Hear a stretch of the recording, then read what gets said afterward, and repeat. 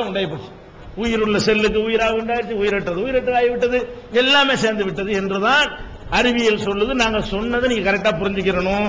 அணு அல்ல கடவுள், மிகப்பெரிய பிரம்மாண்டமானவன் என்பதை நீங்க புரிந்து கொள்ள வேண்டும். அடுத்து இருக்கிறான்னு சொன்னா அதை எந்த வகையிலையாவது அதை செய்யணுமே பார்க்கணுமே என்ன சொல்லி கேட்டீங்க?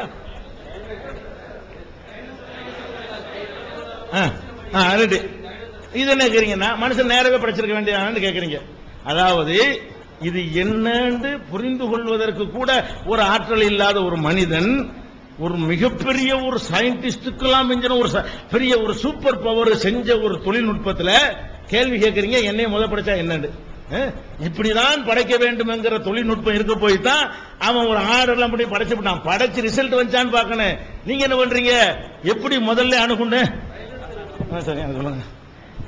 அது நம்ம சொல்லாத கருத்தை அவர் நம்ம சொன்னதா சொன்னாரு. அவர் என்ன கேட்கிறாருன்னா, மனுஷனை கடவுள் தானே இருக்காங்கிறீங்கல்ல, கடவுள் மனுஷனை நேரடியா முதல்ல படைக்க வேண்டியது தானே, ஏன் டைனோசரஸ் படிச்சுட்டு அப்புறம் மனுஷனை படைச்சாருங்கிறாரு.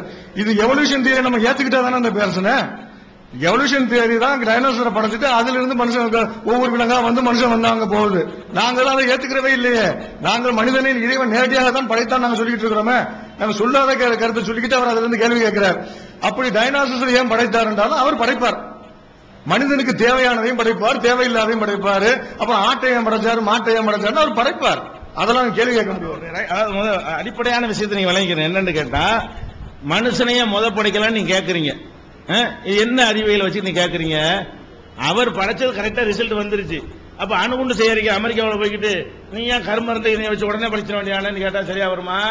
அவனுக்கு ஆயிரக்கணக்கான ஐடியாக்கள் பண்ணி அதை செஞ்சு இதை செஞ்சு பல டெஸ்டுகள் பண்ணி அவங்க ஒரு மெத்தட்ல பண்றான்னு சொன்னா அதுக்குரிய நாலேஜ் உள்ள அதெல்லாம் பண்ணுவான். நாலேஜ் இல்லாத ஒரு ஆள் பண்ணிட்டு என்ன செய்யக்கூடாது?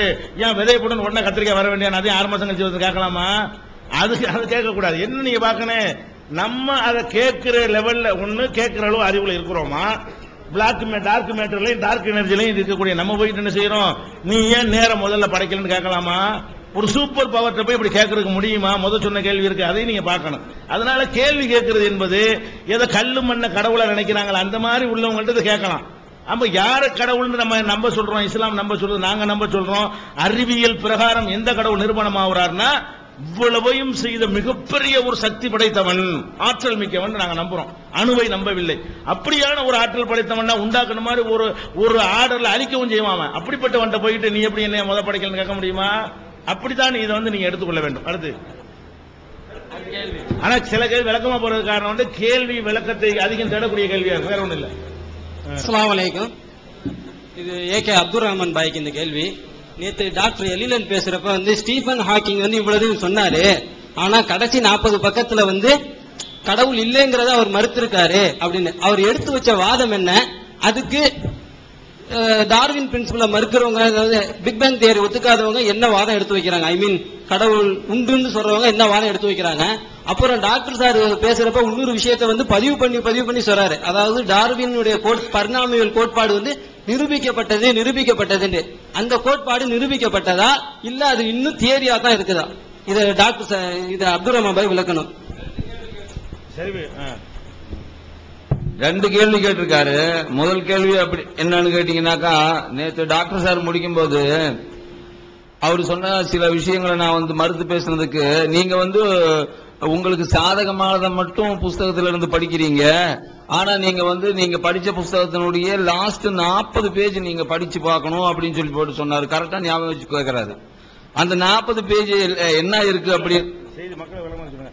அதாவது விஞ்ஞானிகளை இது மனிதனை உருவாக்குவதற்கு தான் கடவுள் இந்த வேலை செஞ்சார் என்று சொல்லி அந்த விஞ்ஞானியை எழுதியிருக்கான்னு சொன்னார்ல. அப்படி எழுதல ஒரு வார்த்தையை மட்டும் நீங்க சொல்றீங்க, பின்னாடி உள்ள 40 மறைச்சிட்டீங்க, அதுக்கு வேற விஷயங்கள் சொல்லியிருக்காருன்னு அவர் சொன்னாரு. அது நீங்க நேற்று கேட்கவும் ஆன்சர் பண்ணல, இப்ப கேட்கிறாரு. அப்ப அந்த 40 பேஜ்ல என்ன இருக்கு அப்படின்றது தான் இப்ப அவர் படிச்சு பார்க்கணும் அப்படின்னு சொன்னாரு. இந்த வாதம் எப்ப வந்துச்சு அப்படின்னு கேட்டா, இந்த யூனிவர்ஸ், இந்த பேரண்டம் படைக்கப்பட்டது விஞ்ஞானம் இப்ப சொல்றது பிக் பேங் தியரி. இந்த பிக் பேங் தியரி கண்டுபிடிச்சதுக்கு பிறகு விஞ்ஞானத்தால கடவுளை மறக்க முடியல. கடவுள் நிச்சயமா இந்த யூனிவர்ஸ படைச்சிருக்கணும் அப்படின்னு தான் சயின்ஸ் சொல்லுது அப்படின்னு சொல்லி போட்டு நாம சொல்லி அதை ஹாக்கிங் சொல்றது அவரோட புத்தகத்திலிருந்து படிச்சு காட்டணும். அப்ப அவர் சொன்ன வாதம் இது. அப்ப அந்த 40 பேஜ்ல என்னதான் இருக்கு அப்படின்றதுதான் இப்போ உங்களுடைய கேள்வி. கடவுளை நிரூபிக்கிறதுக்கு பிக் பேங் தியரியில இருக்கக்கூடிய மொதல் எவிடன்ஸ், பல எவிடன்ஸ் இருக்குது. மொதல் எவிடன்ஸ் என்னன்னு கேட்டீங்கன்னாக்கா அதுல சிங்குலாரிட்டி அப்படின்னு ஒரு தியரி வருது. கடவுளை மறுக்காம நிரூபிக்கிறதுக்கு பிக் பேங் நடக்கணும்னா கடவுள் இருந்தே ஆகணும் அப்படின்றதுக்கு சயின்டிபிக்கலாவே இருக்கக்கூடிய எவிடன்ஸ் என்ன அப்படின்னு கேட்டீங்கன்னாக்கா அதுல ஒரு சிங்குலாரிட்டி தியரி இருக்கு அப்படின்னு. சிங்குலாரிட்டியை பத்தி நேத்தே சொல்லி இருக்கிறோம்.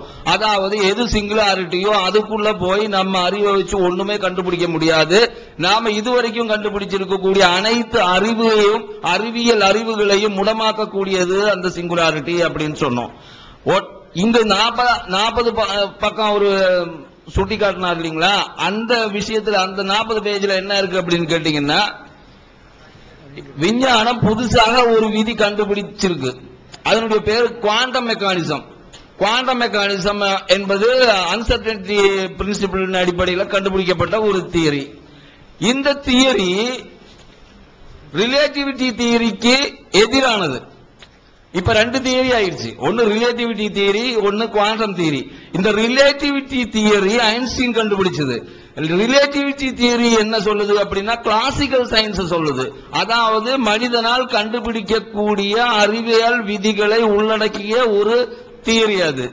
அந்த கிளாசிக்கல் தியரி எதை சொல்லுது அப்படின்னா இந்த உலகத்தில் இருக்கக்கூடிய அனைத்து பொருட்களையும் இயக்கக்கூடிய ஒரு விதியை சொல்லுது. ஆனா ஒண்ணு மட்டும் சொல்லல, எது அணுவுக்குள்ள எப்படி இயங்குது அப்படின்ற விதிய கிளாசிக்கல் விதி இல்ல, அது ரிலேட்டிவிட்டி தியரியால கண்டுபிடிக்க முடியாது. அப்ப அங்க செயல்படுறதுதான் குவாண்டம் மெக்கானிக்ஸ் அப்படின்ற தியரி. இந்த தியரி என்ன சொல்லுது அப்படின்னு கேட்டா நல்லா கவனிக்க, இன்ட்ரெஸ்டிங்கான சப்ஜெக்ட். நீங்க அந்த கேள்வி கேட்டவருக்கு தேங்க்ஸ் சொல்லணும். அதாவது இந்த தியரி என்ன சொல்லுது அப்படின்னு கேட்டீங்கன்னா நம்ம சிங்குலாரிட்டி என்ன சொல்லுது, அதுக்குள்ள போய் நாம எதையும் கண்டுபிடிக்க முடியாது, நம்ம அறிவு கெட்டாத காரியங்கள் தான் அங்க நடக்குது, அதுதானே சிங்குலாரிட்டி. இப்ப இந்த குவாண்டம் மெக்கானிக்ஸ் என்ன சொல்லுது அப்படின்னு கேட்டீங்கன்னா அணுவுக்குள்ள புகுந்து அதனுடைய புரோட்டான் எலக்ட்ரானுடைய ஃபங்க்ஷனை நாம அளக்க முடிந்தால், அளக்க முயற்சி செய்தா நம்மனால ஒரு லிமிட் வரைக்கும் தான் அதை புரிஞ்சுக்க முடியும். அந்த லிமிட்டுக்கு அப்பால நம்மனால புரிஞ்சுக்க முடியாது. நம்பர் 1. ரெண்டாவது விஷயம் அதுல என்னன்னு கேட்டீங்கன்னா நீங்க ரொம்ப தீவிரமா இன்னும் எவ்வளவு முயற்சி கூடுதலா எடுத்து அதுக்குள்ள அதனுடைய இயக்கத்தை புரிஞ்சுக்கிறதுக்கு விரும்புறீங்களோ, முயற்சி செய்றீங்களோ, அந்த முயற்சியை அந்த இயக்கத்திலிருந்து தவறான ஒரு பாதையில உங்களுக்கு காட்டும். அதாவது அந்த இயக்கத்திலிருந்து அதை விலக்கி விடும். அப்ப நீங்க கண்டுபிடிக்கிறது ரிசல்ட் தப்பா போயிடும் அப்படின்னு சொன்னார். இப்போ என்ன இந்த 40 பேஜில் இருக்கக்கூடிய விஷயங்களை தான் சொல்றேன். இப்போ இந்த எல்லா விதிகளையும் சேர்ந்து ஒன்றிணைத்து ஒரே ஒரு விதியாக்குறதுக்கு ஒரு முயற்சி நடந்துகிட்டு இருக்குது. இன்னும் ஆக்கல. அதாவது இந்த உலகத்து மிகப்பெரிய பேரண்டம் இருக்குது பாருங்க, இந்த யூனிவர்ஸ். இத இயக்கிற அடிப்படை விதிகள் மொத்தம் 4. மொத்தமே 4. முதலாவது விதி யூனிவர்சல் கிராவிடேஷன். இரண்டாவது விதி எலக்ட்ரோ மேக்னெட்டிக் வேவ் ஃபோர்ஸ். முதல் ஃபோர்ஸ் கிராவிடேஷன் ஃபோர்ஸ், இரண்டாவது எலக்ட்ரோ மேக்னெட்டிக் ஃபோர்ஸ், மூன்றாவது வீக் நியூக்ளியர் ஃபோர்ஸ், நாலாவது heavy nuclear force. Heavy strong nuclear force அல்லது ஹெவி நியூக்ளியர் ஃபோர்ஸ். இதுல 3 விதிகளும் அணுவுக்குள்ள செயல்படுறது. ஒரு விதி வெளியே நிக்குது. எது? கிராவிடேஷன் ஃபோர்ஸ் வெளியே நிக்குது. இது இருக்கிற போர்ஸ்லயே வலிமை குறைந்த போர்ஸ் இருந்தாலும் லார்ஜ் ஸ்கேல்ல பேரளவுல இதுதான் இயக்கிட்டு இருக்கு. இத 4ஐயும் சேர்ந்து ஒன்றிணைத்தால் அப்போது ஒரு விதி கிடைக்கும். அந்த விதியின் அடிப்படையில பார்த்தா அந்த சிங்குலாரிட்டி இருக்குன்னு நாம சொல்ல வேண்டியதில்லை. ஏன்னா குவாண்டம் மெக்கானிக்ஸ் வந்துச்சுல்ல, அப்ப குவாண்டம் கிராவிட்டின்னு அதுக்கு பேரு கொடுத்துடலாம். அப்ப சிங்குலாரிட்டி ஒழிந்து போய் குவாண்டம் மெக்கானிக்ஸ் வரும். அந்த சமயத்துல பிரபஞ்சம் விதிப்படியே உருவாகுது. சிங்குலாரிட்டி இருக்கும்போது என்ன விதிப்படி உருவாகுதுன்னா பிக் பேங்குக்கு பிறகுதான். பிக் பேங்குக்கு முன்னாடி விதி இல்ல. ஆனா இப்ப குவாண்டம் மெக்கானிக்ஸ் இணைத்து குவாண்டம் கிராவிட்டின்னு அதை மாத்த முடிஞ்சா அப்போ பிக் பேங்குக்குள்ள சிங்குலாரிட்டி ஒழிஞ்சு போயிடும். அங்க என்ன இருக்கும்? குவாண்டம் கிராவிட்டி தான் இருக்கும். அப்போ அந்த விதிப்படி பிரபஞ்சம்